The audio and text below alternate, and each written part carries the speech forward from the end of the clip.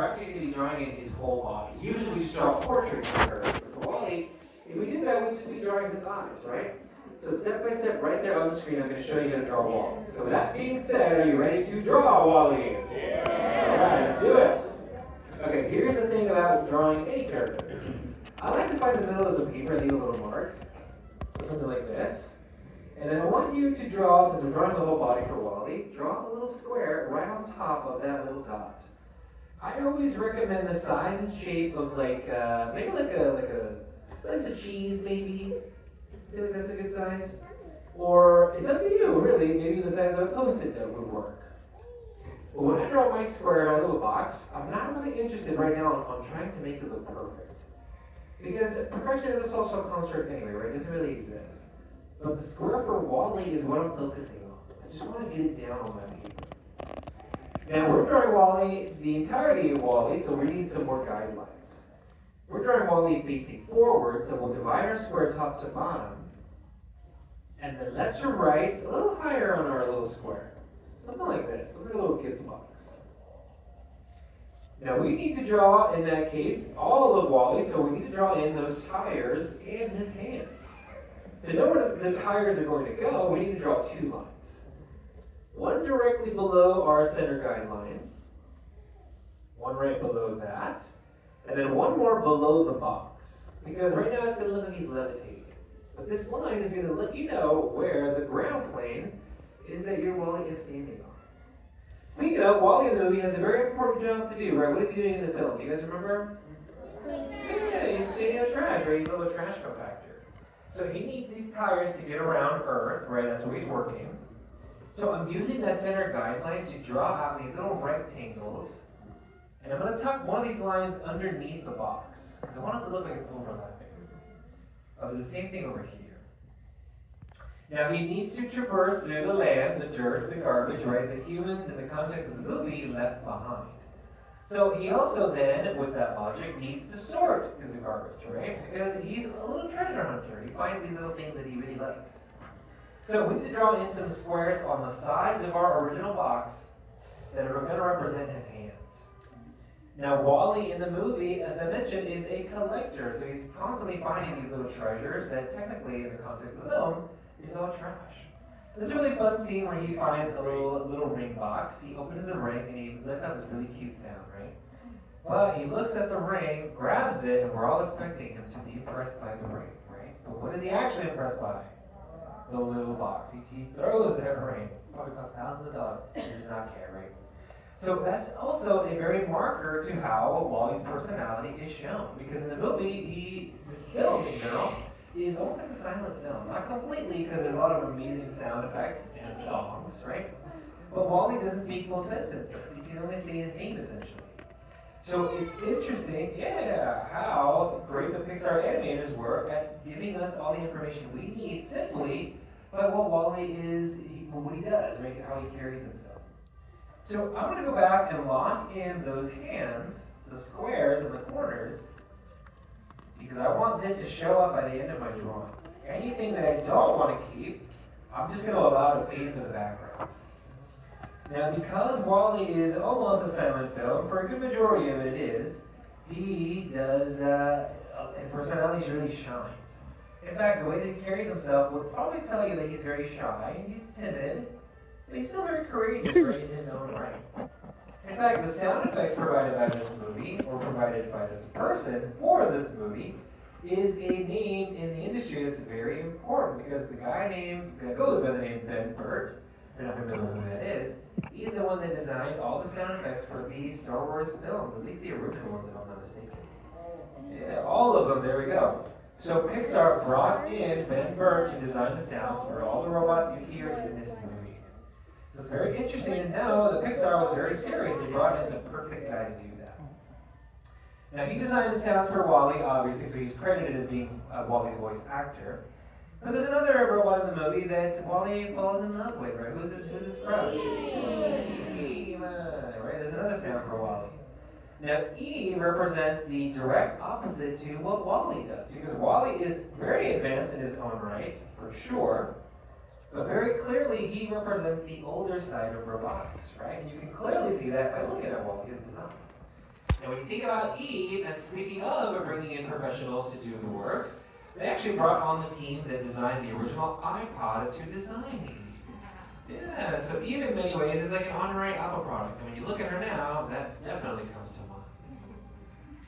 Now let's go back and now add in some details to WALL-E, because right now we just locked in the body, right, which was that was the task, the mission.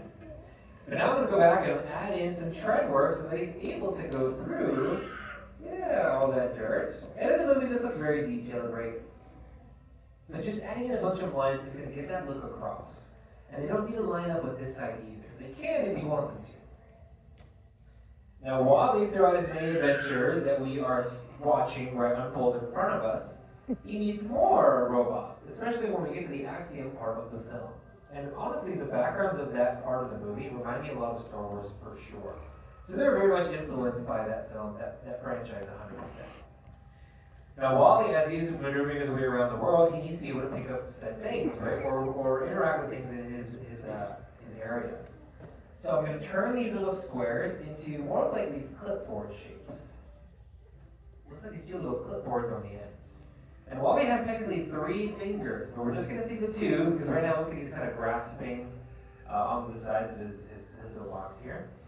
So I'm just going to draw one line that goes right across the center, to clearly show that he's got 2 fingers, at least in our drawing. Now the original guidelines that we started with, we're going to ignore this one here, because we use that one to find the tires. So we've used as much of it as we need. This one over here, though, I do want to bring forward, because as I mentioned, WALL-E physically should tell you all the things he's able to do. For one, he has to compact all of that trash, right? So there's going to be a lot of energy, a lot of smoke, a lot of air that needs to be released. So on the left side of our little body here, the chest of him we'll call, we're going to draw a series of lines. This is basically going to represent all of that stuff that allows him to expend his energy. So since his hands are kind of covering these little portions, I'm just going to pull up this almost like a steeple shape. It's a rectangle. Pull it up right to that line. Then I'm going to draw one more right by itself. So it's just a very thin rectangle right underneath it. However, over here on the right-hand side, we learned very early on that WALL-E, again representing older robotics, he has to charge in a more conventional way. Do you remember what powers WALL-E? The sun, yeah, he's solar powered. So in the movie, again, this looks very detailed, but for our purposes, we'll just draw another one of those rectangles right over here on this side. But I'm going to draw a line right down, not in the center, maybe you could draw it in the center, but I'm going to push it to the right a little bit. Because on this left side of the box, we're going to see that little sun symbol.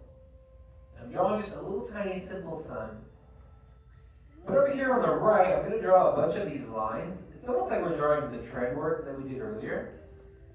But this is going to represent his battery charge. So if you really fill this in, then your WALL-E is supercharged. I'm going to leave one out. Maybe he's late. He's starting a shift. On this side, I'll draw one more, or a few lines across, just to show the openings of the ventilation there. But up to this point, we're way past the center, or the halfway point, so I'm going to give you some time to catch up. But let's talk a little bit more about this lovable character for WALL-E. Now, Andrew Stanton was the director of this film, and if you were here for the last class when we learned how to draw Dory, you learned a lot about him already. In fact, speaking of Dory, he's also responsible for directing Finding Nemo as well as Finding Dory. Now, when it came time, this is our next step when we get there, when it came time to design WALL-E, he went to a baseball game, I think it was, or some sort of sporting event. And he was very fixated on the fact that a lot of the audience members, including himself, were watching the game from binoculars. So every now and then he would look around and just look around at the surroundings, right, being at a baseball game. To do that, he just, for whatever reason, just couldn't stop thinking about that. So designing WALL-E, he remembered that instance. So his eyes, WALL-E's eyes, are directly inspired by the shapes of binoculars. And that's what we're drawing now. So it's up to you how far up you want his eyes to be. I'm going to keep him pretty close to his eyes. But I'm going to turn this straight line into more of like this arrow pointing up, where I'm drawing 2 diagonal lines kind of slanted away from each other. Now, even though the arrow for right now is touching in the center, we actually want to separate both eyes from each other by drawing out these letter U's. But make sure you leave a space between the two. I'm going to make it very obvious so that you can see. I'm going to leave a very, very big space. Now, the most important thing about any character that we ever draw and any character that you ever see are always going to be those eyes. Because for Wally, for example, he technically doesn't have a mouth, right? He speaks differently. And technically doesn't speak full sentences, as we covered. So all of that emotion, that acting, all of that importance is now even more heightened by the eyes. In fact, there's a really great scene at the end of the movie, spoiler alert if you haven't seen it, there's a part in the movie where Wally, unfortunately, has to be reset, right? And we're all thinking the same thing. If he's reset, there's a chance that he's not going to be the same Wally that we grew to love. And that is exactly what happens. In fact, when you look at the eyes for Wally in that moment, you can see the life and humanity taken out of them because he's not the same person, the same robot. But after the reset, he does eventually come to, thankfully so, and you can see the moment literally when the eyes are brought right back to life. Because when they were gone, Wally was just another one of those robots, right? There was no humanity there. So for Wally, that is incredibly important. So I'm going to draw the eyes right in the center, actually not the center, right in the corners of the eyes. He's got big circles for eyes. Now if you wanted to, you can draw in a second circle, and I think I'm going to do that this time, to give Wally more of a highlight in the eye. And what that will do is it'll make the eyes really stand out. It gives you way more detail. And for a character like Wally, that's incredibly important. I'll do the same thing on this other side. Now for Eve, her eyes are a little different, right? They're projections on the interface that is Eve. Because Eve, again, is way more advanced. When we first meet Eve, we're not really sure all the things that she's capable of doing. We know that she can fly, but later we realize and know that she's got an arm cannon, right? That's really cool. Now his neck is the last amount of detail for Wally, and it's just going to be this little rod that in the movie looks incredibly detailed, but for us, I'm just copying or mimicking the line right back down from the eyes right to that little tray opening. Now one of my favorite details about this film is that each and every robot that we see in the movie, there's tons of them that aren't focused on, but we see them in the background. So all of them have an acronym for a name, and Wally's name is also an acronym. Does anyone out there know what his full name is? Wally's full name? Alright. Yes, the first one's waste. Allocation load lifter. Yes, waste allocation load lifter. And the E stands for what? Earth class. Earth, yes, that's where he lives. So waste allocation load lifter, Earth class, yes. So every other robot that we meet in the movie, I can't remember all of their names off the top of my head, but Mo, the little robot that is obsessed with cleaning, his name stands for microbe obliterator. And that's just, again, an example to what these names mean. So each name in this movie is very purposeful to the character that we're seeing. I think that's a really neat idea.